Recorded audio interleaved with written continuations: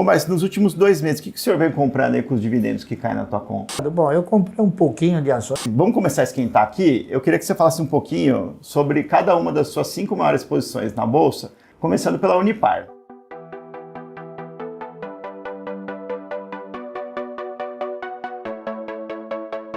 Que é a sua maior posição, uma empresa que você ganhou bilhões de reais com essa empresa. Ela chegou a ser 50% da sua carteira, porque a ação se valorizou tanto que ela cresceu passivamente de uma maneira fantástica. E aí, de forma bem objetiva, Barsi, por que o senhor acha que a Unipar vai continuar sendo um bom investimento daqui em diante? Por que essa posição é tão representativa para você? Bom, é evidente que eu acredito que a Unipar não volte mais para os 25, né? Nem para os 30 centavos, não é isso? Isso é uma coisa evidente. Mas eu acho que ela continua, sim, sendo uma boa opção, porque é uma empresa que distribuiu dividendos generosíssimos, tá certo? Em virtude do quê? Em virtude de uma postura empresarial que nós tivemos, assim, alguma posição, né? Alguma importância, que é o seguinte, que é não aumentar a base acionária de uma forma desordenada, como fizeram muitas outras empresas, não é isso? Todas, invariavelmente, todas as empresas que aumentaram muito a sua base acionária, hoje estão numa situação de dificuldade. Eu dou até alguns exemplos, não é isso? O Bradesco, enquanto tinha uma base acionária menor, ele conseguia remunerar bem o acionista. Hoje o Bradesco tem 10 bilhões e 800 milhões de ações. Então você não precisa ser nenhum grande matemático para concluir o seguinte: para remunerar 10 bilhões e 800 milhões de ações, qual o lucro que ele precisa alcançar? Não é isso? Então as pessoas não se dão conta disso. E uma das coisas muito favoráveis na Unipar foi exatamente essa, que nós não ampliamos a base acionária. A empresa está em negociações aí para possivelmente comprar a Braskem. Ela dobraria de tamanho se o negócio se concretizar. O senhor vê isso como um potencial gerador de mais dividendos no futuro para a Unipar? Olha, eu sou não, muito conservador, tá entendendo? Eu faço um comparativo. Quanto a Unipar deu de dividendo até agora? Quanto a Braskem deu de dividendo até agora? Será que a Unipar comprando a Braskem, ela vai continuar dando bom dividendo? Será que todas as plantas da Braskem estão plenas para trabalhar? Será que esses 5 anos que a Braskem ficou aí, compra ou não compra, vende ou não vende, as plantas não precisam de uma atualização? Não sei, eu estou falando isso porque é uma pura imaginação.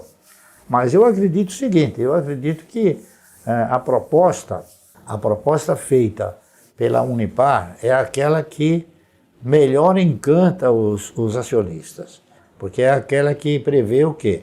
Prevê futuramente estender uma OPA aos acionistas, é isso? Coisa que me parece que as demais ofertas não contêm esse ingrediente. Tá?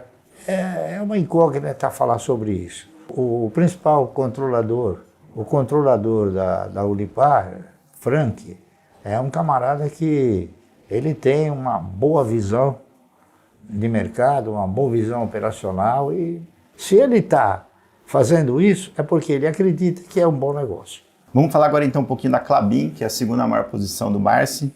A Klabin, ela é boa pagadora de dividendos, mas não é uma ação que se valorizou muito nos últimos 5 anos.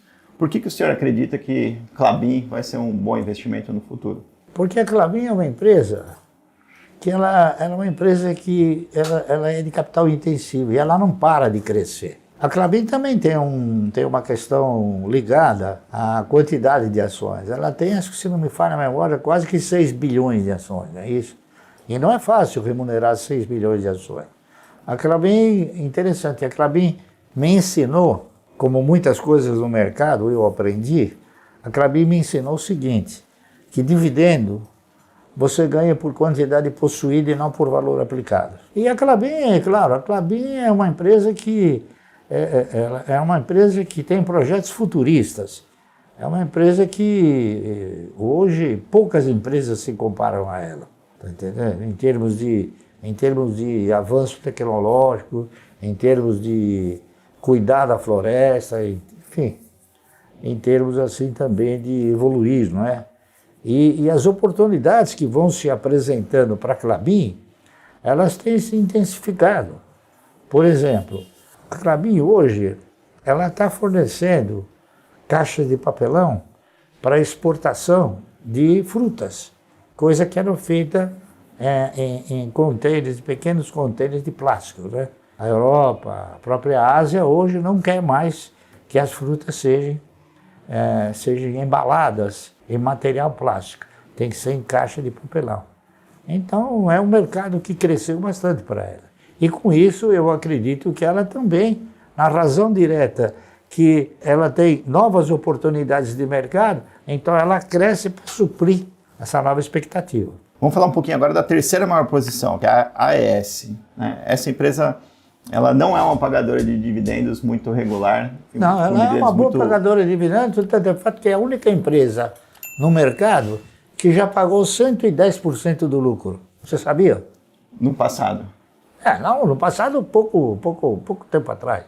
É que a AES Brasil, ela passou por uma reformulação estatutária, operacional. A AES Brasil hoje não é só matriz energética proveniente de hídrica. Hoje ela tem novas matrizes energéticas. E ela investiu bastante na compra de todos esses projetos. É muito importante que quando você entra num investimento, que esse investimento ele não venha somente aumentar o faturamento. É importante que ele, além de aumentar o faturamento, ele gere resultado. E esses investimentos todos que a AES Brasil desenvolveu, todos eles vão gerar resultado. Outro fator muito importante que ocorreu na empresa é que ela reduziu a base acionária. Ela possuía uma base acionária de 3 bilhões e pouco de ações, hoje ela tem só 600 milhões de ações. Então, para remunerar 600 milhões de ações, ela precisa talvez de um lucro menor. Então, provavelmente, o payout futuro dela vai ser um payout bom. E outra coisa que o pessoal também não se deu conta é que eu acho, por razões óbvias, né, o seguinte, que quando ela negociava ações ordinárias, preferenciais e units, uma unit estava representada por 5 ações, uma ordinária e 4 preferenciais, não é isso? Então, com o enxugamento da base acionária, eles eliminaram também a units e converteram todas as ações preferenciais em ordinárias. Então, hoje, a AES Brasil possui somente ações ordinárias. Como uma ação ordinária ficou no lugar da units, eu interpreto o seguinte, que uma ação ordinária hoje está representada por 5 ações antigas.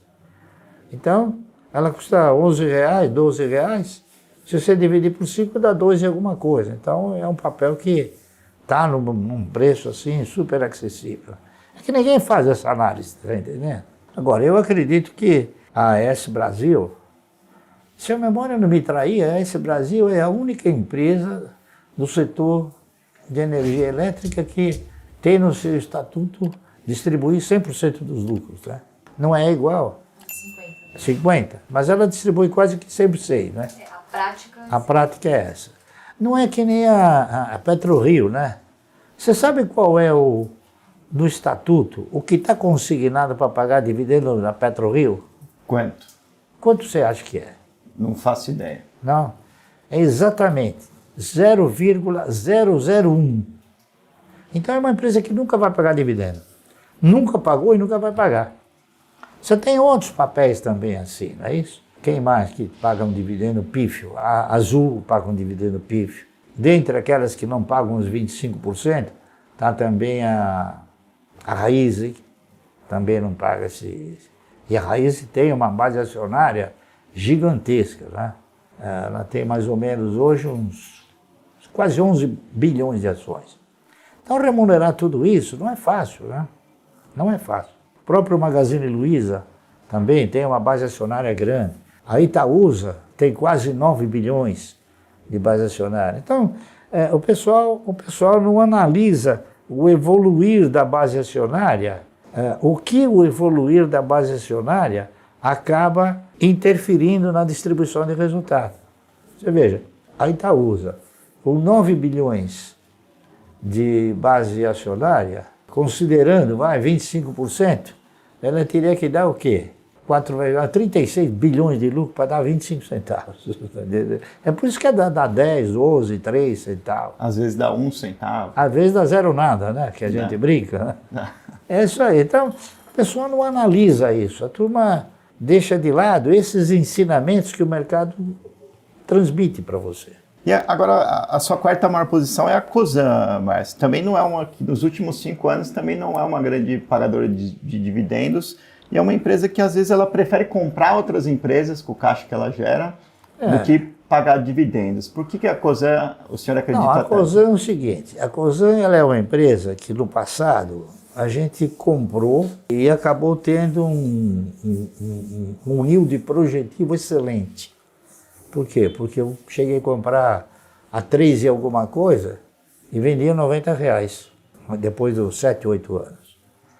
Eu acredito, veja bem, porque o mercado ensina a gente que a Cosan passou a desenvolver este mesmo procedimento a partir dos R$15. Eu acho que ela não volta mais para R$15, provavelmente não vai cair abaixo dos R$20. Veja bem, eu não sou futurólogo, eu estou apenas transmitindo aquilo que o mercado ensina, tá entendendo?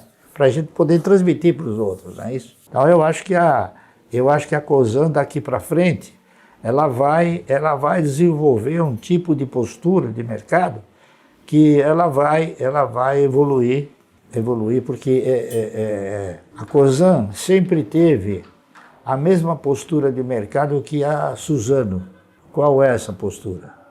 Eles transferem para o mercado o lucro do acionista. Então o que acontece? O papel sobe, ele vai ganhando. E veja bem, a Cosan, ela só passou a ter um desequilíbrio de cotação a partir do momento que ela fez um desdobramento.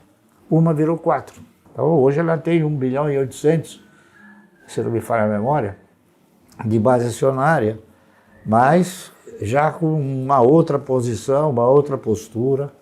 Mas vamos falar agora da quinta e última posição da sua carteira que eu queria abordar individualmente, que é o Banco do Brasil. O Banco do Brasil, sim, uma máquina aí de distribuir dividendos nos últimos anos, mas também é uma ação que hoje tem um controlador que acha que, além de lucro, o banco também tem um papel social. Por que o senhor confia e gosta tanto dessa ação? Eu confio pelo seguinte, eu acho que toda empresa que tem um compromisso, ela distribui bons dividendos. O que é um compromisso? Por exemplo, o Santander tem o compromisso de mandar dinheiro para a Espanha. A AS Brasil tem o compromisso de mandar dinheiro para os Estados Unidos. O Banco do Brasil tem o compromisso de mandar dinheiro para a Previ e para o governo. Então eu acho que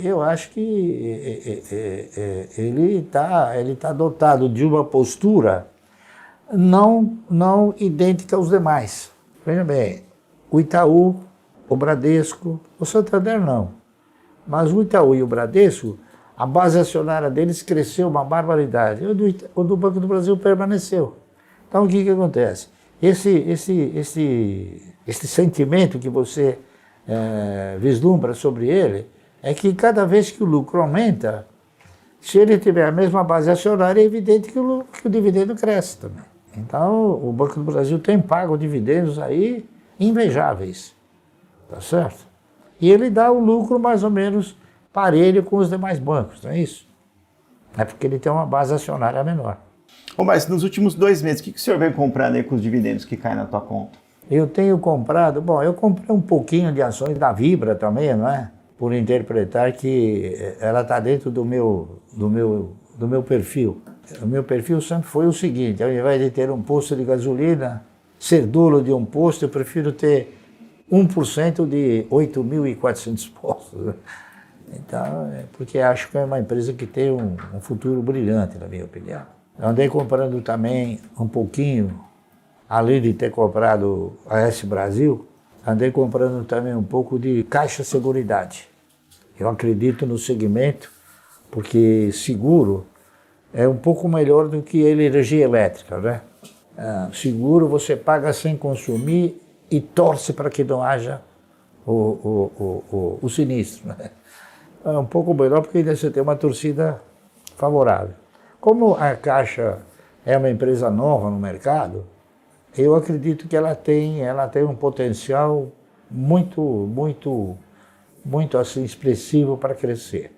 Além do que, o seu presidente, num recente pronunciamento, ele divulgou aí que provavelmente, agora para 2024, a Caixa comece a pagar dividendo trimestral. É uma empresa que está dentro do meu DNA.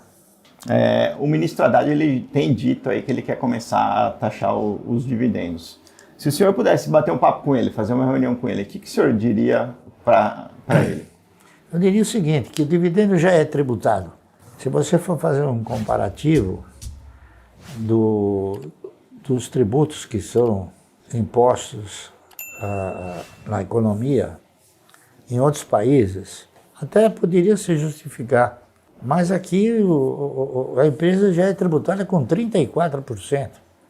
Então você tira 34%, mais 5% de que você tem que ter de reserva de capital. São 39%. Você tem mais outras reservas que você tem que constituir. É isso? Chega no fim não tem dinheiro, a empresa não ganhou nada. O empresário, ele tem que ganhar. Essa é uma coisa óbvia, né? Isso vai inibindo novos projetos, novos investimentos na indústria. É a minha opinião. Então eu acho que você taxar o dividendo, na minha opinião, é uma miopia tributária. Entendeu? É querer que não se invista aqui no país.